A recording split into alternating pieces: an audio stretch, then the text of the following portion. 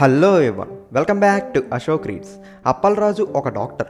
అమెరికాలో చదువుకొని ఇండియాకి వచ్చి ప్రాక్టీస్ మొదలెడదాం అనుకుంటాడు. కానీ కొన్ని కారణాల వల్ల అతన్ని జైల్లో పెడతారు.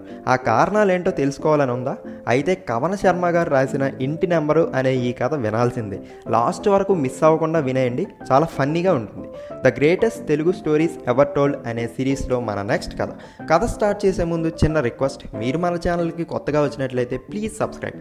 అప్పలరాజు అమెరికా నుండి వచ్చి వైజాగ్లో డాక్టర్గా ప్రాక్టీస్ మొదలెడదాం అనుకుంటాడు. వైజాగ్లోని ద్వారకా నగర్లో ఒక ఫ్లాట్ అద్దెకి తీసుకుంటాడు. ఆ రోజు రాత్రే తన భార్యకి వెంటనే ట్రైన్ ఎక్కి వచ్చేయమని ఉత్తరం రాస్తాడు.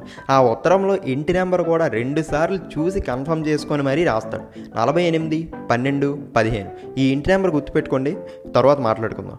మనోడు లుంగీ కట్టుకొని ఉంటాడు. ఇండియాలో కూడా హ్యాపీగా అమెరికాలో తిరిగినట్టు బనియన్ షార్ట్లలో బయట తిరగాలన్నదే మనోడి ధ్యేయం. లాస్ట్ టైం బనియన్లో బయటికి వెళ్ళినప్పుడు మనోడికి జరిగిన ఎక్స్పీరియన్స్ గుర్తొస్తుంది. తన భార్య ఫ్యామిలీతో కలిసి కారులో ఒక ట్రిప్కి వెళ్తాడు. మనోడికి బాగా ఒక్కగా ఉండడంతో షర్ట్ తీసేసి ఒక బనియన్ షార్ట్తో ఫ్రీగా కారు నడుపుతాడు.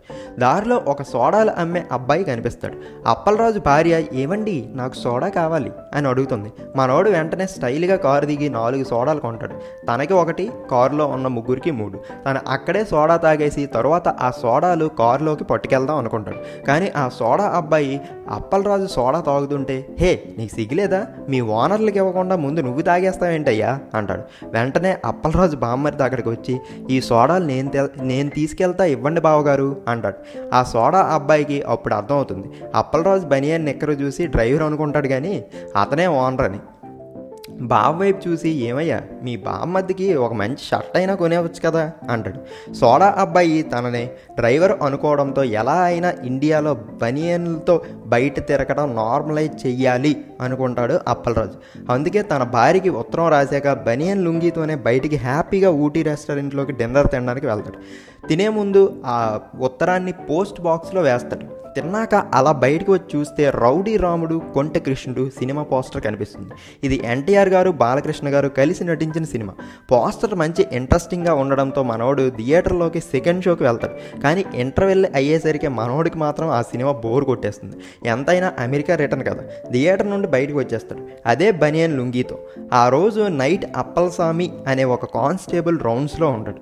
మనోడి వాలకం అది చూసి జేబు దొంగ అనుకుంటాడు. హే నీ అడ్రస్ ఏంటి అని అడుగుతాడు. మనోడు ఎంతో కాన్ఫిడెంట్గా నా ఇంటి నెంబరు 11-24-58 అని చెప్తాడు. ద్వారకాలో ఆ ఇంటి నెంబరే లేదు అని అప్పలస్వామి అంటాడు. అయితే 21-15-84 అంటాడు. అది కూడా లేదు అని అంటాడు అప్పలస్వామి. ఇంటి నెంబరు డాక్టర్ అప్పలరాజు గారు మర్చిపోయారు. కానిస్టేబుల్ అప్పలస్వామి అప్పలరాజుని తీసుకెళ్ళి జైల్లో పెడతాడు. మనోడు షర్ట్ లేకుండా వెళ్ళడం, ఇంటి నెంబర్ మర్చిపోవడం అన్నీ శాపాల్లా తయారయ్యాయి. కాల్ యువర్ బ్లడీ ఎస్ఐ అని ఇంగ్లీష్లో అరుస్తాడు మన డాక్టర్ అప్పలరాజు. వెంటనే కానిస్టేబుల్ ఎస్ఐ ఇంటికి వెళ్ళి ఎస్ఐని పిలుచుకొస్తాడు.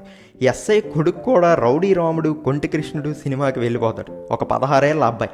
ఎస్ఐ సినిమా అవ్వగానే కొడుకును పోలీస్ స్టేషన్కి పంపమని తన భార్యకి చెప్పి పోలీస్ స్టేషన్కి వస్తాడు. వేర్ ఈజ్ యువర్ బాస్ అని లాకప్లో ఉన్న అప్పలరాజు స్టైల్గా అరుస్తూనే ఉంటాడు. హే నేనే వీళ్ళ బాస్.